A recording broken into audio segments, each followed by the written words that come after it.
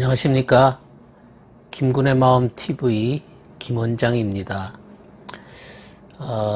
이번 시간에는 의도의 순수성 9번째 시간으로 인간을 향한 하나님의 의도는 무엇일까? 이러한 주제로 생각해 보고자 합니다. 하나님의 근본적인 뜻, 하나님의 근본적인 인간을 향한 의도, 의지, 목적은 무엇일까? 하나님의 의도는 우리가 흔히 하나님은 사랑이시다 라고 말씀한 것처럼 하나님의 본질과 의도는 사랑이십니다. 첫째는 하나님은 무한한 사랑을 목적하십니다. 결국은 사랑을 목적하시는 분이십니다. 하나님은 사랑이시다. 그렇기 때문에 하나님께서 이 세상에 존재하는 모든 자연 만물은 하나님의 사랑에서 시작이 되었습니다. 하나님의 사랑을 목적합니다. 모두 사랑에서 나왔습니다. 하나님의 사랑은 선한 자나 악한 자나 무지한 자나 지식이 있는 자나 모든 자연 세계에 그 영향을 미칩니다. 하나님이 온 천하 만물을 사랑하셨다. 그래서 성경 마태복음 5장 45절에 보면 아버지께서는 악한 사람에게나 선한 사람에게나 똑같이 해를 떠오르게 하시고 의로운 사람에게나 불의한 사람에게나 똑같이 비를 내려주신다. 이렇게 말씀하셨습니다. 누구에게든지 천하 만물에 존재하는 모든 생명 있는 것들에게는 똑같이 여기서 똑같이 해를 떠오르게 하시고 똑같이 비를 내려주신다. 이렇게 말씀하셨습니다. 이렇게 하나님께서는 당신의 사랑으로 사랑을 주시지만 중요한 것은 악한 자들이 더욱 악하게 되는 그 이유는 악하게 되는 자들이 더욱 악하게 되는 이유는 자신의 상태 때문에 그렇습니다. 예를 들어서 말씀드리면 태양은 뜨거운 열기를 가지고 살아있는 나무에게 그 강렬한 열기와 빛을 비추어 줍니다. 그러면 살아있는 나무는 탄소 동화작용을 일으켜서 그 나무의 수액을 빨아들이고 더욱 아주 그 튼실한 열매를 맺습니다. 과실을 맺습니다. 그러나 뜨거운 태양이 더러운 오물에 비치면 그러면 그 오물은 열매를 맺는 게 아니고 더욱 부패해집니다. 그러니까 똑같이 태양의 빛과 열기가 나오지만 어떤 것에는 열매를 맺고 더욱더 소성함을 얻고 풍성하게 되지만 어떤 것은 더욱더 부패하고 더욱더 말라 비틀어지는 것과 같은 원리입니다. 그러나 태양 자체는 똑같이 열기와 빛을 비추고 있다는 사실입니다. 하나님은 이처럼 사랑을 목적하십니다. 두 번째로 하나님은 타자와 연합하기를 원하십니다. 하나님의 이 노력, 하나님께서는 연합하기를 원하신다. 좀 전에 말씀드렸듯이 태양이 빛과 열기를 가지고 살아있는 나무에게 비춰지면 나무는 그 태양의 열기와 함께 탄소 동화작용을 일으킵니다. 그러니까 연합을 합니다.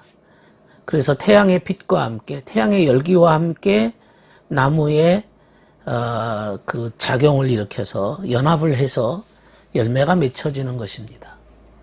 하나님께서 비춰주는 그 열기와 그 기운이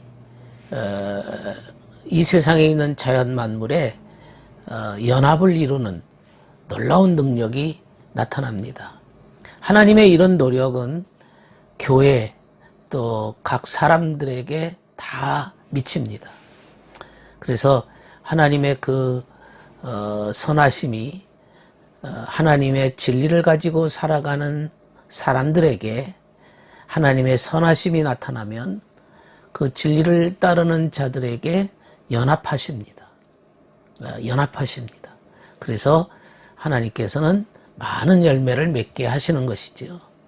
하나님은 사람을 하나님의 형상대로 만드시고는 그 사람과 함께 연합하기를 원하십니다. 하나 되기를 원하는 거죠. 하나 되는 원리입니다. 그래서 태양의 열기가 나무와 하나 되듯이 하나님의 선하심이 하나님을 믿고 따르는 자들에게 하나 되게 하시는 놀라운 능력이 나타나는 것입니다. 그래서 예수님께서 이런 기도를 하셨습니다. 아버지께서 내 안에 계시고 내가 아버지 안에 있는 것 같이 그들도 하나가 되어서 우리가 하나인 것 같이 그들도 하나가 되려 하려는 것입니다. 내가 그들 안에 있고 아버지께서 내 안에 계신 것은 그들이 완전히 하나가 되려 하고자 하는 것입니다. 그것은 아버지께서 나를 사랑하신 그 사랑이 그들 안에 있게 하고 나도 그들 안에 있게 하려는 것입니다. 요한복음 17장 21절에서 26절에 말씀했습니다.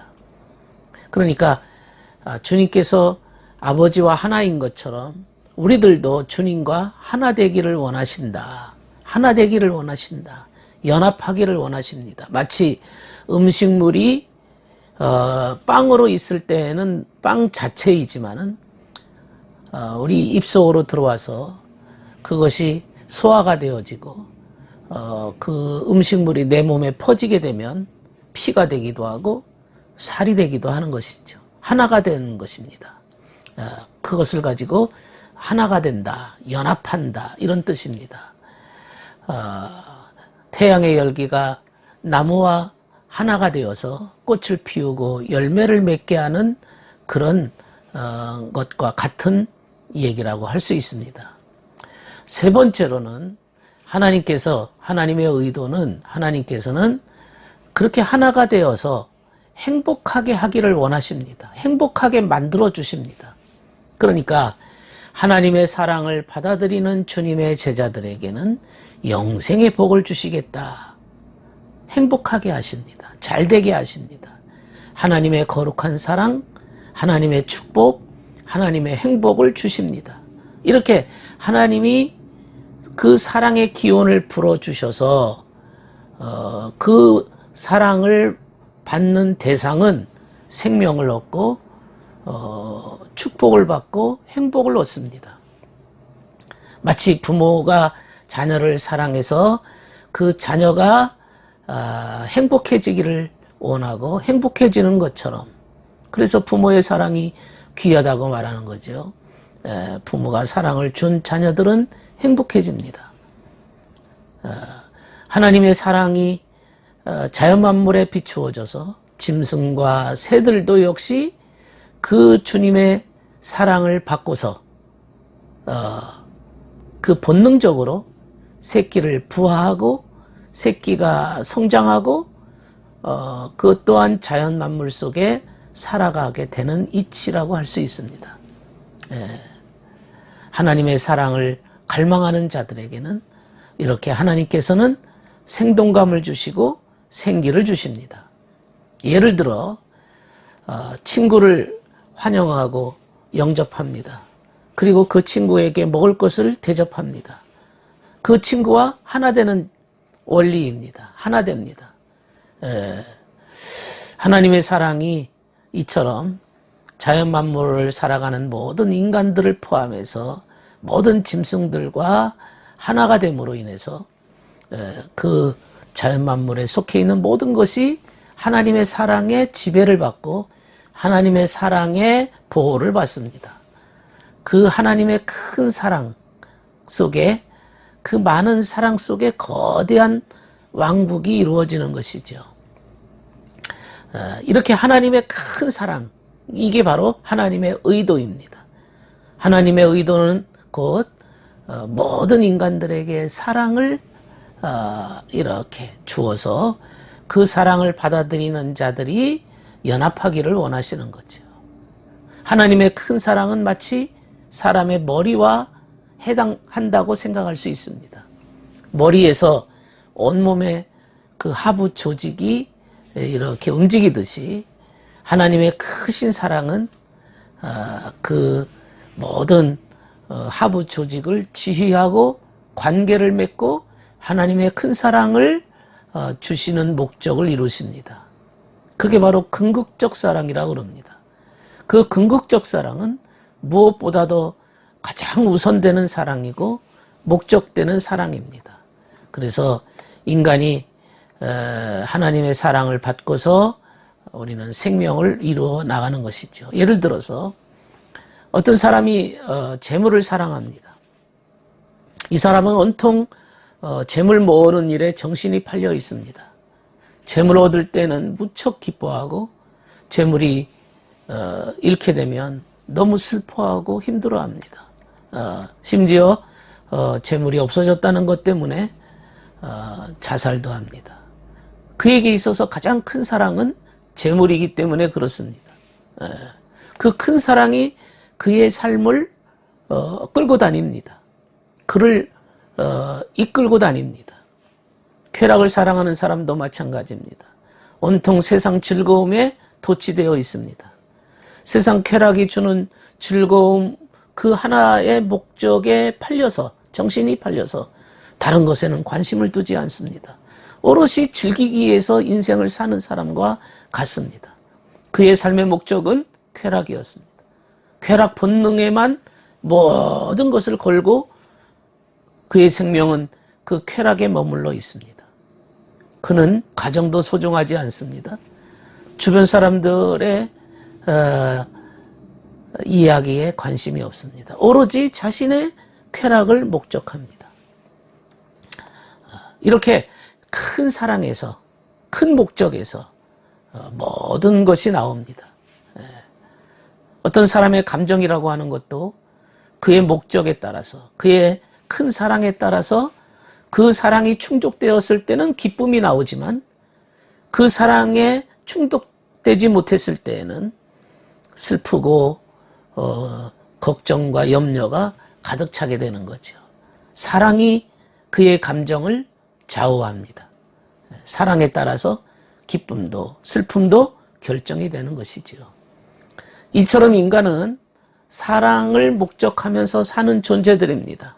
하나님이 큰 사랑을 갖고 계시듯이 인간들도 나름의 사랑을 가지고 그 사랑을 위해서 인생을 살아가는 것입니다. 그 거대한 물결이 주변의 모든 것을 휩쓸고 지나가듯이 주변의 모든 것을 끌고 다닙니다. 사랑이 생명이기 때문에 그렇습니다. 그 사랑이 생명이기 때문에 그 사랑의 목적이 뭐냐가 중요합니다. 그 사랑이 진리냐, 그 사랑이 거짓이냐가 문제입니다. 다른 말로 말씀드리면 그 사랑의 그 품질이 결정이 됩니다. 그 사랑의 품질이 중요한 겁니다.